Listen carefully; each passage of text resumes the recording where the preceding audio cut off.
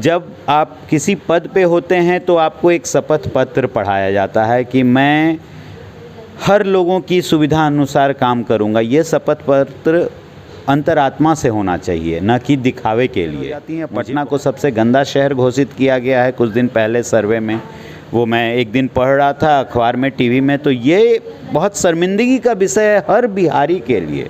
नाकामी है, हमारी दुर्दशा है, हमारे सरकार की लापरवाही है कि यहाँ पे हम लोग रोजगार का साधन नहीं जुटा पा रहे हैं। आवाज़ खबरों की। नमस्कार, आवाज़ खबरों की में आपका स्वागत है। आज हमारी चुनावी यात्रा पटना के बांकीपुर विधानसभा क्षेत्र पहुंची है, जहां हमारे साथ मौजूद हैं संजीव कुमार, जो कि बांकीपुर से निर्दलीय उम्मीदवार हैं। सर नमस्कार। नमस्कार सर, इस बार आप चुनाव मैदान में उतरे हैं, वो भी निर्दलीय। आपकी सोच क्या है और बांकीपुर के लिए आपकी क्या लक्ष्य है? सभी लोगों को नमस्कार। सबसे पहले मैं आपको बता दूं, मैं निर्दलीय नहीं हूं। एक पार्टी है भारतीय पार्टी लोकतांत्रिक, नई पार्टी है। राष्ट्रीय अध्यक्ष के हैं सुनील कुमार जी, जो एक एडवोकेट हैं, और गुड्डू बाबा, विकास चंद्र उर्फ गुड्डू बाबा, जो 22 साल से जनहित याचिका दायर कर समाज की एक भलाई का काम करते आ रहे हैं, वो हैं। तो उन्होंने मुझे कहा कि आपको चुनाव में आना चाहिए, तो मैं उन लोगों के कहने पे आया हूँ। सर, तो आप बांकीपुर विधानसभा क्षेत्र, जहां से अभी नितिन नवीन विधायक हैं, तो आप कुछ आपका लक्ष्य होगा जो यहाँ की जनता के लिए आप कुछ करना चाह रहे होंगे, या इस क्षेत्र के लिए कुछ करना चाह रहे होंगे, वो आपका क्या है सर? जी, सबसे पहले मैं बता दूं कि जो हमारे वर्तमान विधायक हैं वो पिछले 3 टर्म से हैं, लगभग 15 सालों से, 14 साल हो गया।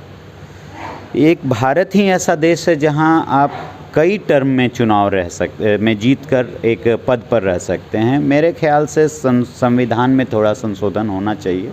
मेरी व्यक्तिगत राय है, इस पर मैं सब लोगों का नहीं ये करूँगा, क्योंकि जब आप एक पद पे बने रहते हैं लगातार तो आप नई सोच को नहीं ला पाते हैं। आप वो डेवलपमेंट और वो जो हर चीज़ पहुंचना चाहिए वो नहीं पहुंच पाता है। आज भी वो 3 टर्म रहने के बाद भी उनको गली गली घूमकर वोट मांगना पड़ता है। जनता में काफ़ी आक्रोश है। उन्होंने बहुत रिस्पॉन्सिबिलिटी के साथ बहुत अच्छा काम नहीं कर पाए, ऐसा जनता का कहना है, मैं नहीं कह रहा हूँ।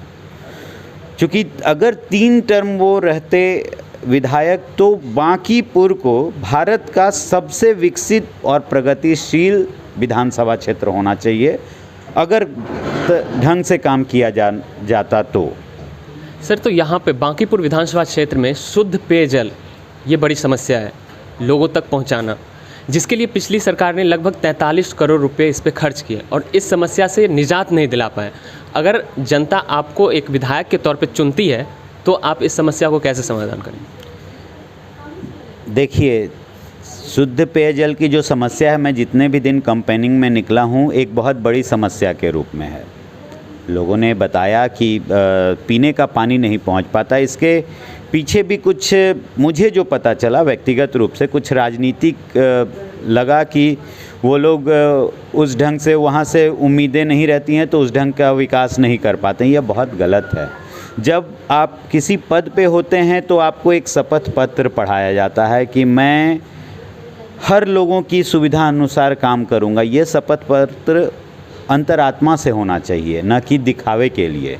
मुझे बहुत दुख है कि 4000 से ऊपर विधायक हैं हमारे देश में और वो लोग पूरी रिस्पॉन्सिबिलिटी के साथ अपना काम नहीं कर पाते हैं। मुझे जब जिम्मेदारी दी जाएगी, मेरा जो प्लान है, रोड मैप है, मैं हर एरिया में जो भी गणमान्य व्यक्ति होंगे, जो भी बड़े बुजुर्ग युवा, उनमें से कुछ लोगों को मैं सेलेक्ट करूंगा सबसे पहले और उनसे राय मशवरा करूंगा कि क्या क्या मुख्य समस्याएं हैं वो लिखित दें, और युद्ध स्तर पे काम होगा और उन्हीं से पहला पूछा जाएगा कि आप किस तरह से, क्योंकि जब एक समाज का विकास की जब बात होती है तो वो सब लोगों के सम्मिलित प्रयास से ही संभव है। वो किसी एक जनप्रतिनिधि, नेता, मंत्री, विधायक, सांसद अकेले नहीं कर सकते हैं।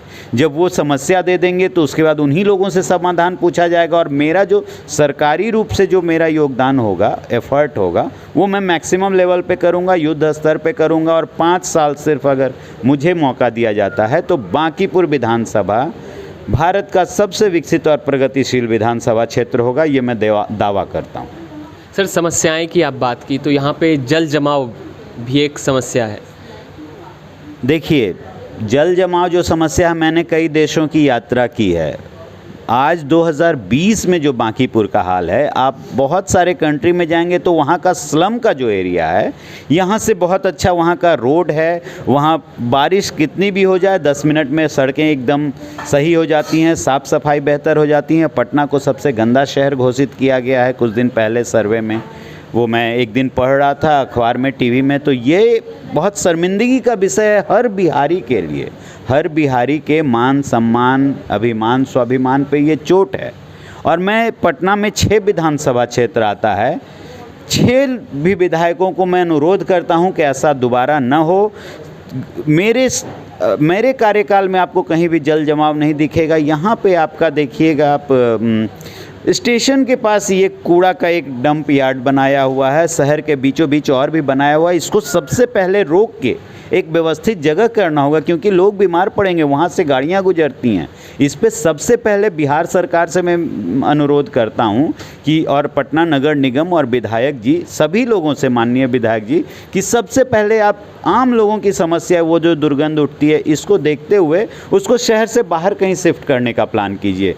किसी भी विकसित देश में या भारत में और कहीं भी मैंने इतना, जो बांकीपुर में जैसे एकदम स्टेशन के पास इतना बड़ा कूड़ा का डंपिंग यार्ड है, आज तक नहीं देखा। बहुत दुखद है। इन सबों पे भी सबसे पहले मेरा काम शुरू होगा। सर, जल जमाव से ही एक संबंधित प्रश्न है बाढ़, जिससे बिहार की राजधानी पटना भी अछूता नहीं रही। और यहाँ के जो उप मुख्यमंत्री सुशील कुमार मोदी हैं, वो उनको NH पे खड़े रहना पड़ा। इस पे आप क्या प्रतिक्रिया देंगे? आदरणीय और माननीय उप मुख्यमंत्री सुशील कुमार मोदी जी को मैंने पिछले दिनों एक लल्लन टॉप एक चैनल पे इंटरव्यू देते हुए भी सुना। उन्होंने कहा बिहार में कोई समाज सुधारक होते ही नहीं। कितने हुए हैं आप बताइए? समाज सुधारक और समाज सेवक बिहार में कई हुए हैं, पर उनको बढ़ाने वाले राजनीतिक लोग नहीं मिले हैं। उनको खड़े रहना पड़ता है बाढ़ के पानी में इस तरह से। यह तो पूरे बिहार के लिए शर्मिंदगी का विषय है।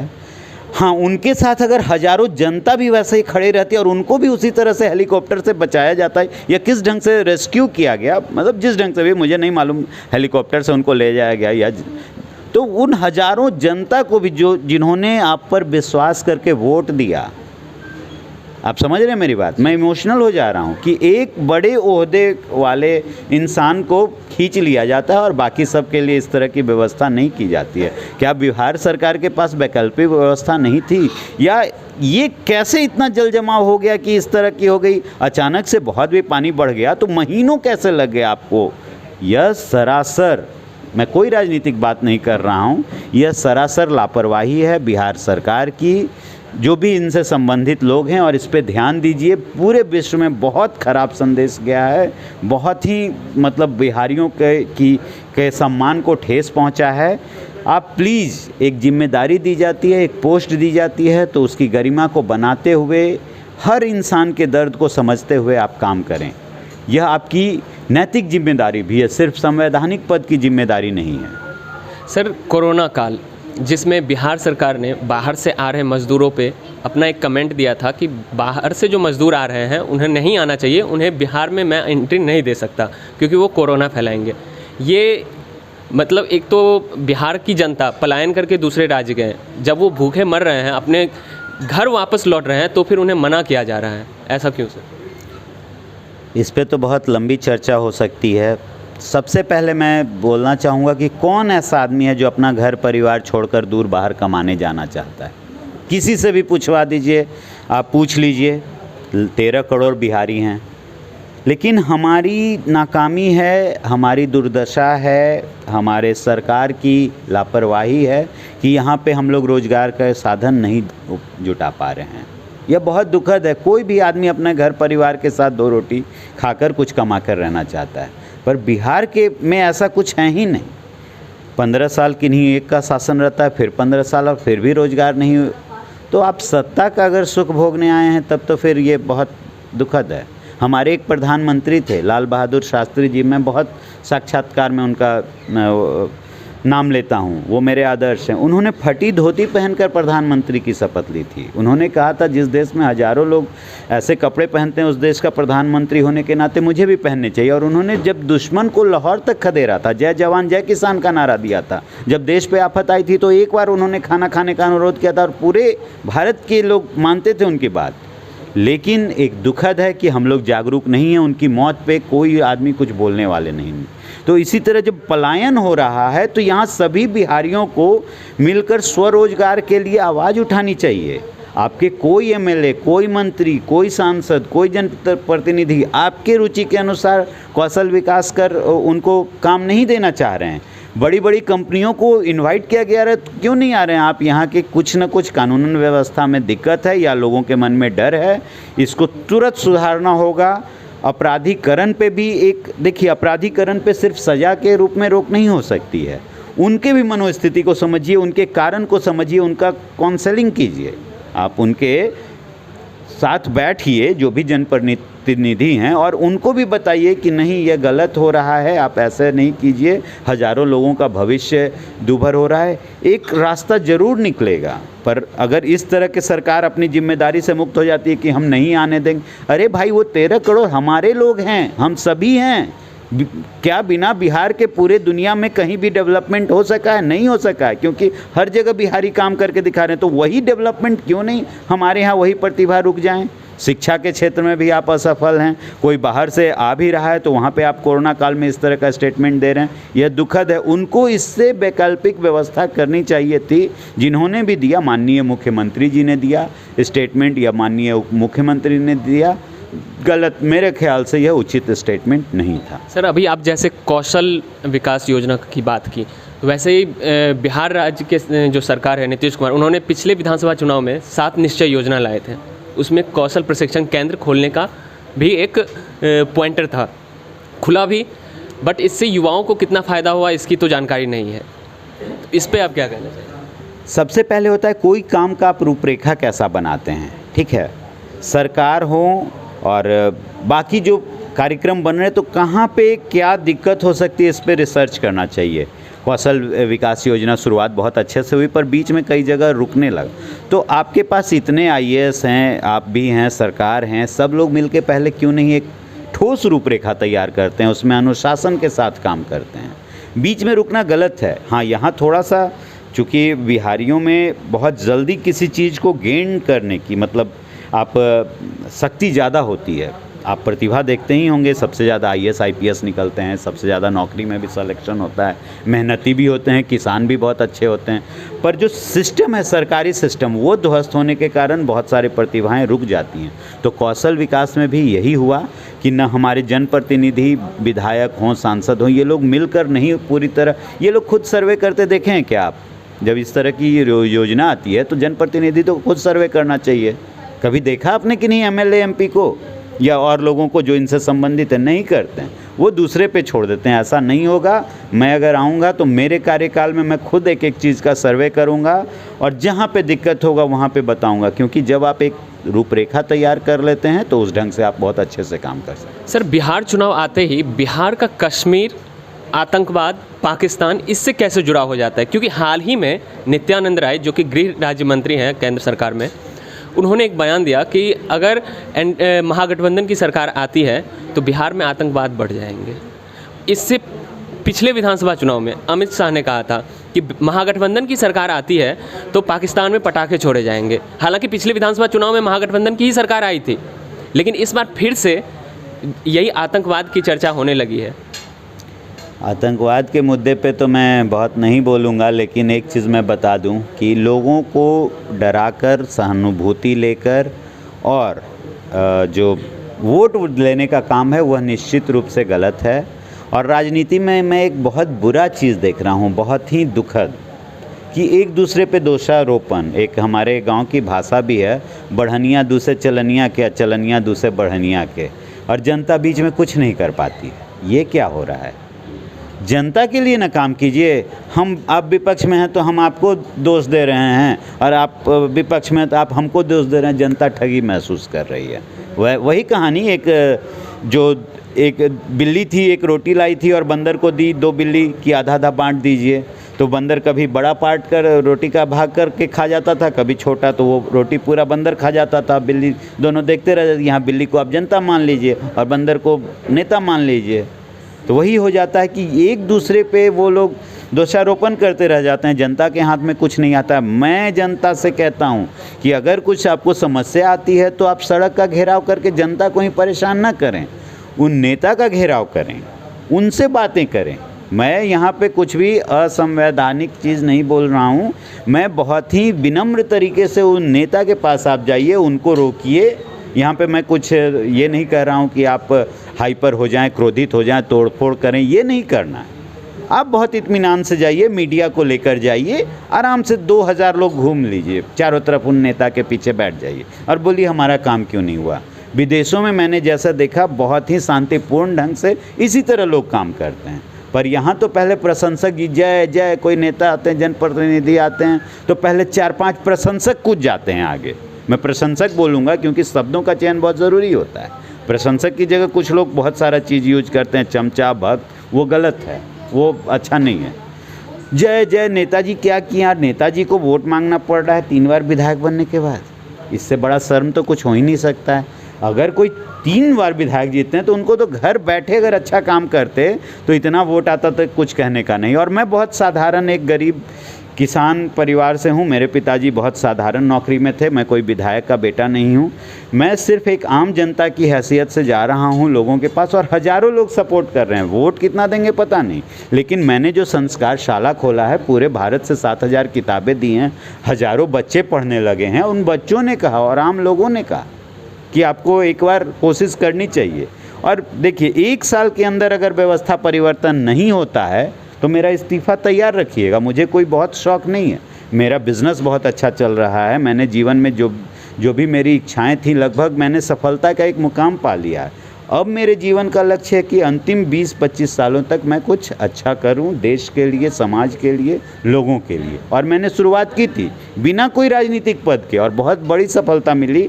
मैं सारे हिंदुस्तानियों को एक बार बुलाना चाहता हूं अपने संस्कार शाला में कि आप देखें कितनी अनुशासन है। कोई भी काम होता है तो कितनी व्यवस्था से वहाँ होती है। सर, तो बांकीपुर विधानसभा क्षेत्र में सबसे अंतिम निर्दलीय प्रत्याशी जो है 1990 में रामानंद यादव जीते थे।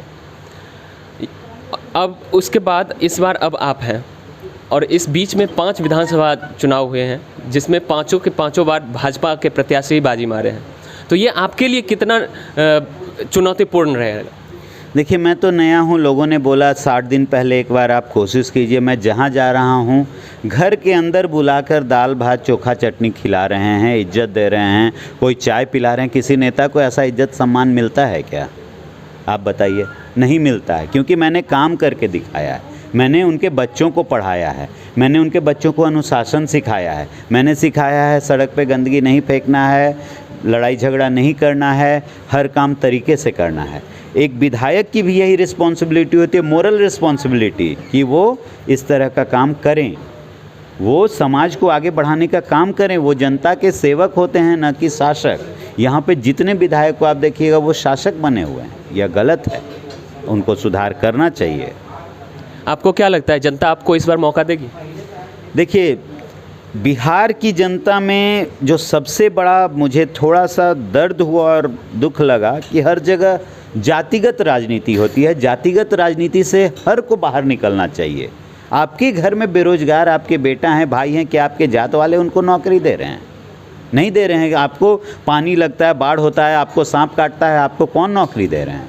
ये कौन बचा रहे हैं? आपके जात वाले बचा रहे हैं। वो सिर्फ आपके बर्थडे में आ रहे हैं। ये नहीं होना चाहिए। मैं तो कहता हूँ कि एक जनप्रतिनिधि को बर्थडे वगैरह में जो जाकर प्रचार करते हैं, उससे ज़्यादा उनके दुख में भी उनको जाकर साथ खड़े रहने के लिए ज़रूरत है। जिस समय बाढ़ है, हर जनप्रतिनिधि को मैं चाहता था, जो विधायक रहते, सांसद रहते, वो पानी में इतना दूर तक अंदर घुसकर जनता की मदद करते, तो लगता है कि वो जनप्रतिनिधि हैं। एक नेताजी थे जो चलते थे तो पूरा देश उनके पीछे चलता था। आज तो 3-4 प्रशंसकों के बीच चलने वाले लोग नेताजी हैं। तो ये तो गलत है, ये तो गलत है। उनको सम्मान कभी नहीं मिलेगा इस तरह से।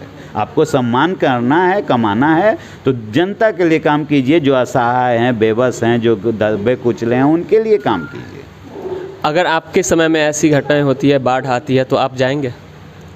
मैं तो अभी भी जाता रहा हूँ। मैं तो एक व्यापारी हूँ, फिर भी मैं, आप देख लीजिए, बहुत सारा मेरे पास सबूत भी हैं। मैं 5-5 दिन तक इतना पानी में डूबकर मैंने मदद की। मेरे को क्या ज़रूरत था, मैं तो अपने घर में सोया हुआ था, लेकिन मुझे दर्द नहीं देखा जाता। इतना ही नहीं, कुछ बच्चियों को जो सम्मानित राशि दी जाती है प्रथम श्रेणी में, उनको भी दिलवाने में मैंने मदद की है। शिक्षा के क्षेत्र में एक अभूतपूर्व बदलाव लाने के लिए भी मैंने मदद की है।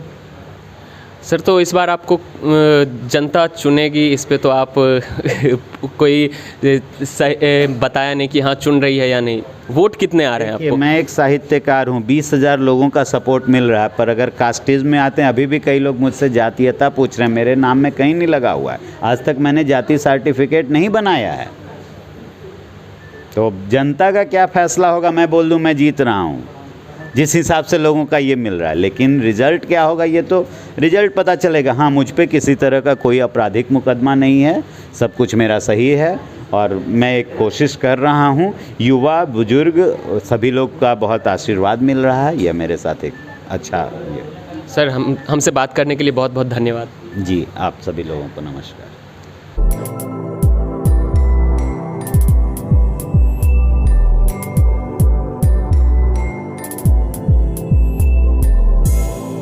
आवाज खबरों की।